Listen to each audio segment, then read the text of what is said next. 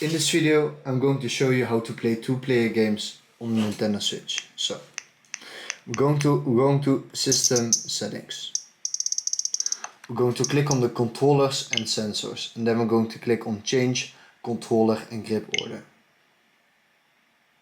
Then, what you will need to do is we're going to disconnect the Joy-Cons, and we do that by pressing this black button on the back. So, that's one. And that's 2. What we're going to do right now is we're going to take the Joy-Con and we're going to hold these two blue buttons. That's 1. And for the red Joy-Con we'll do exactly the same. We will hold the 2 red buttons like this. And guys, if you click on back